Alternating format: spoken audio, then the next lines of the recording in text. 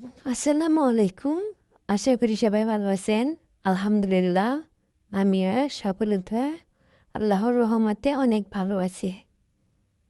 তো মানে এই ভিডিওটা বুধবারে বিকেল 4টার সময় থেকে ঘুম থেকে উঠে তো ভাবলাম কিছু একটা খাওয়া যাক। কি জানি খাবো ভাবতে ভাবতে ভাবলাম যে ঘরে তো সিরিজ পিঠা আছে, তারপরে আলু পাঁপড় আছে, সেগুলা ভেজে নে সাথে ১ কাপ চা খাবো। তাহলে ঘুম থেকে উঠেছি, শরীরটা কেমন ম্যাচম্যাচ করতেছে। এগুলো খাইলে চাটা খেলে শরীরটা এনার্জি পাওয়া যাবে। তো এখন সিরিজ পিঠাগুলো প্রথমে বেছে নিচ্ছি।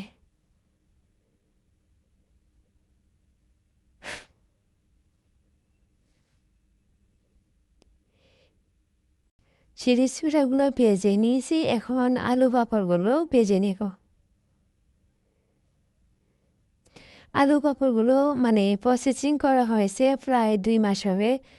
আমি কিন্তু মানে যখন এগুলা তৈরি করেছি তখনই রোদে দিয়েছি, আর ২ মাস এখন আর রোদে দেয় নাই। কিন্তু এগুলা কিন্তু অনেক মচমচা ছিল। আর মানে কড়াইয়ের মধ্যে তেলের মধ্যে ছাড়াতেই ফুলে উঠছে, অনেক মচমচা হয়েছে এগুলা।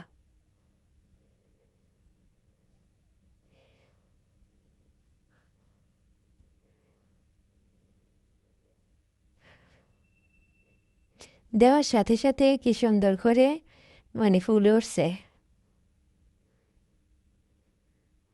এগুলোর সাথে হালকা বিট লবণ, তারপরে টেস্টি সল্ট, তার চেয়ে ভালো হয় একটা ম্যাজিক মশলা অ্যাড করে এগুলো একসাথে মেখে খাইলে অনেক ভালো লাগে।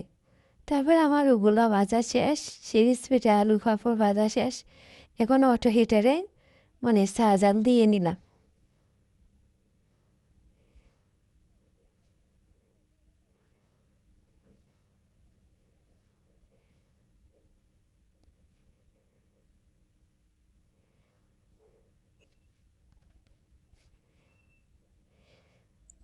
এতে এখন নাস্তাটা রেডি করে রাখলাম, এখন খাবো। আলু পাঁপড়গুলো অনেক মচমচ হয়েছিল, আর এগুলোর মধ্যে মশলা অ্যাড করেছি, খাইতে অনেক সুস্বাদু লাগতেছে।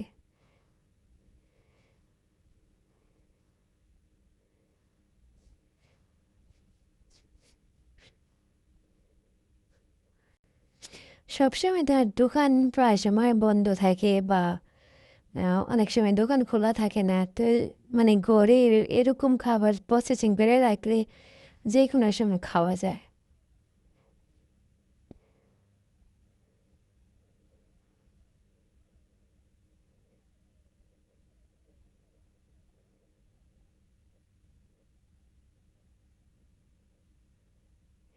তারপরে আমার ছেলে দেখেন মাশাআল্লাহ, সবাই মাশাআল্লাহ বলবেন। আমার ছেলে মাত্র ১৫ বছরে পড়ছে, ক্লাস 9-এ পড়ে।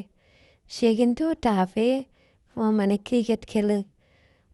তারপরে আবার ও মানে একদম বড় ছেলেদের সাথে গেলে, আর ও ছোটো থেকে কিন্তু খেলার প্রতি অনেক আগ্রহ।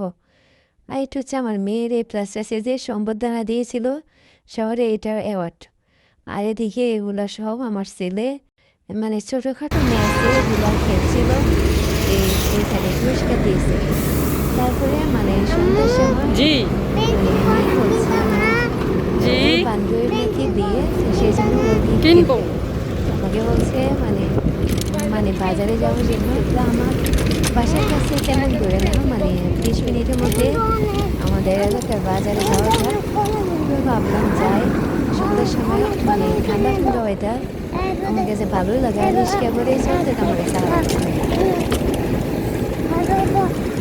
এখন চলে যাচ্ছি রিক্সা করে বাজারের উদ্দেশ্যে।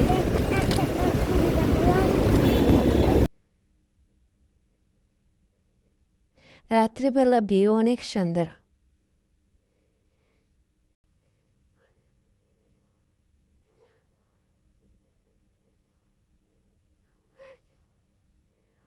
তারপরে এখন মানে ATM বুথে চলে গেলাম, এখান থেকে টাকা উঠাবো।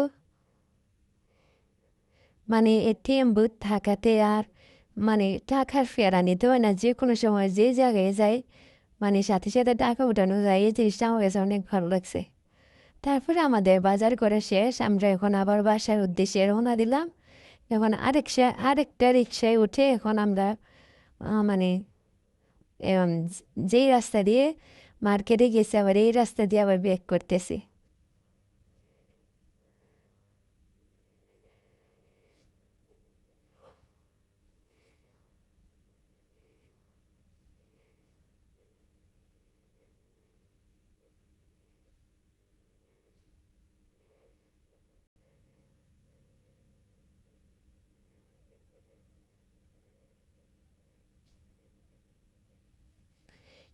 তারপরে মানে যতই ঘরে খাবার তৈরি করে কিন্তু বাচ্চাদের একটা চাহিদা থাকবে। বাজার গেলেও হয় চাপ, না হয় চাপ মশলা, না হয় ফুচকা, না হয় বার্গার। এগুলো একটা না একটা এদের লিস্টে থাকবে, যাতে বাইরের খাবার অস্বাস্থ্যকর হোক না কেন এদের মনে হয় বাইরের খাবার না খেলে ওরা মানে অসম্পূর্ণ আনা হয়। তো কি আর করা, বাজারে মানে অনেক রাত প্রায় 9টা হয়ে গেছে, খাওয়ার সময় নেই। তো এখন বাসায় নিয়ে এসছি। আর আমার ছোট মেয়ে ও নিজে নিজে এগুলা সার্ভ করছে। এখন ও নিজে নিজে আমাকে বলতেছে আম্মু আমি খাইয়ে দেখি, কিন্তু মানে সাপটা অনেক হার্ড ছিল, ও মানে ছিঁড়তে পারতেছে না।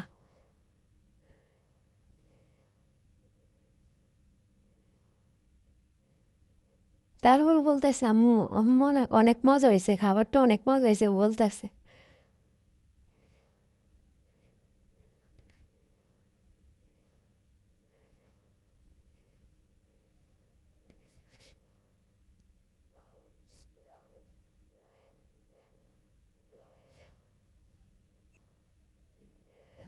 তারপরও মানে আহ, ও খেয়ে নিছে, এখন আমি খাচ্ছি দেখি কেমন।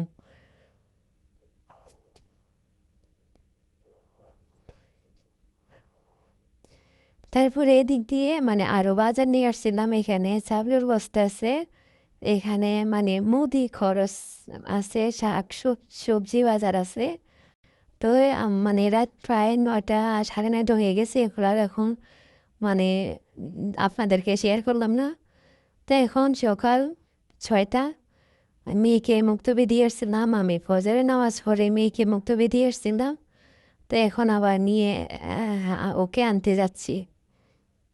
তো আসলে কি জানেন, মানে বাসায় আরবি হুজুর রেখেছিলাম, কিন্তু ওইখানে মা মুক্তবে আমাদের বাসারই পাশে মুক্তব, আমাদের এলাকার সব মানুষ ওইখানে যায়, বাচ্চারা যায়, ও সবার সাথে পড়তে অনেক আনন্দ ফিল করে, ওর বান্ধবী হয়, ওগুলোও আমার বান্ধবী আছে। তো এই জন্য কষ্ট করে নিয়ে দিতে হয়। আর একটু কথা কি জানেন, আমি মনে করি কষ্ট করে নিয়ে দিলেও ভালো আছে, কারণ আমাদের আগেকার দিনের আমাদের সময় মুক্তবের পড়াটি আমাদের বেশ ছিল। তো আসলে আমি ওইটাই মেন করে ওকে কষ্ট করে নিয়ে দিয়ে এসছি। এখন বাসায় নিয়ে যাব আবার। এই তো মুক্তব ছুটি গেছে, এখন ওকে বাসায় নিয়ে যাচ্ছি।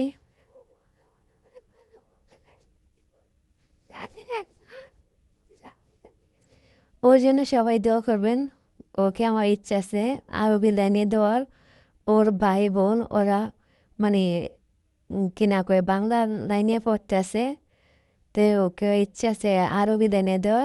আল্লাহ যেন আমার আশা পূরণ করে, সবাই দোয়া করবেন। তারপরে বাসায় চলে আসলাম। এখন মানে 8টা বাজে। তো ভাবলাম রান্না বান্না করতে হবে, তো সেই জন্য বাজারগুলো একটু আপনাদের সাথে শেয়ার করি। এখানে ডিম নিয়েছি 1 কেস, আর এখানে বাদাম, তারপরে খুদ নিয়ে আসছি, তারপরে জিরা, এখানে পিঠার চাল, তারপরে আবার এদিকে অনেকগুলা আম, তাল বেগুন এনেছি। আমার বাচ্চারা তাল বেগুন ভাজি অনেক পছন্দ ওরা, আমার আবার পটল ভাজি পছন্দ। আমি পটল নিয়ে আসছি 2 কেজি, এখানে আটা নিয়ে আসছি 5 কেজি, তারপরে এখানে ড্রাই বিস্কিট, তারপরে এখানে 16 পিসের একটা নুডলস, সাথে এর সাথে একটা বড় বল দিছিল, এই যে বলটা আমি রাখছি। তো এখানে একটা হুল পটা, তারপরে এখানে আবার ভেন্ডি নিয়ে আসছি, 2 কেজি ভেন্ডিগুলো অনেক নরম দেখতেছেন। নরম দেখে আমি নিয়ে এসে আমি ভাবলাম মানে ভাজি করেও খাবো আবার মাছ দিয়ে রান্না করে খাবো। এখানে 5 কেজি আম নিয়ে আসছি।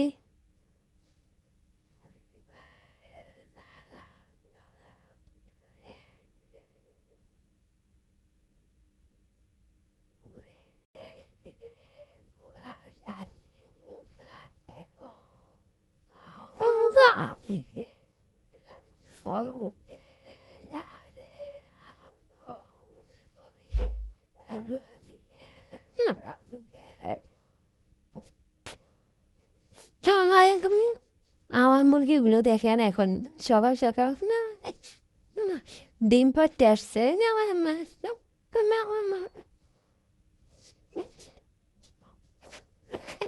ও ডিম পাড়ার জন্য মানে জায়গা খুঁজতেছে। তারপরে এদিক দিয়ে আমি আজকে সকাল সকাল ভাত বসিয়ে দিয়েছি, কারণ আমার ছেলে পরীক্ষা ও ভাত খেয়ে যাবে এখানে। ওদের পছন্দের বেগুন ভাজি করতেছি।